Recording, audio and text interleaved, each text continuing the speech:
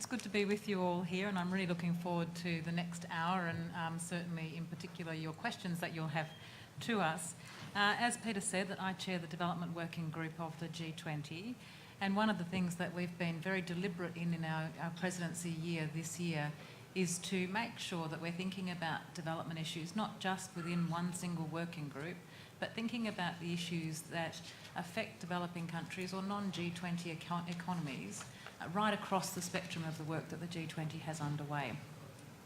You mentioned the 2% growth target, and that actually is a target for the G20 economies. And so what we've been talking about in the Development Working Group, in a conversation that we've initiated with the Sherpas and the Deputy Finance track, is what does that mean for developing countries? Can we have a look at what the positive spillovers are, because that's what we would expect, positive spillovers into non-G20 economies, particularly developing and low-income countries. Because, as you say, what's the relationship between the G20 and sustainable development? I think about this in the terms of connectivity. The global economy is, as you know, as well as I do, very connected.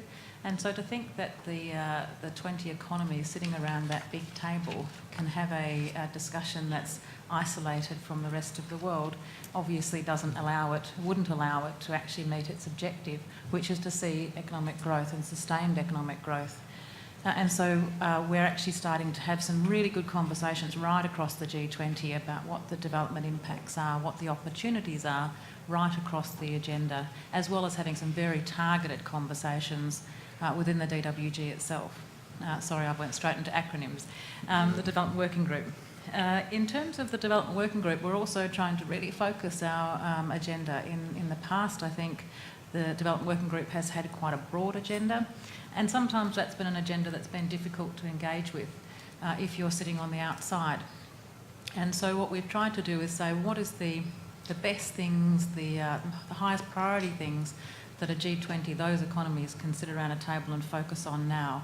And so we've looked at issues of financial inclusion, particularly the issues around remittance flows, and we can talk about that in some more detail later.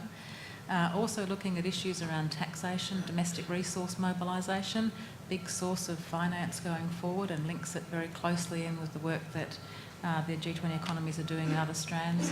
Infrastructure, obviously, we all understand how important infrastructure is for development going forward, and also looking at issues around food security and human resource development. I'm going to leave it at that, but just to give you a bit of a picture of that and allow you to engage later with questions. Thanks.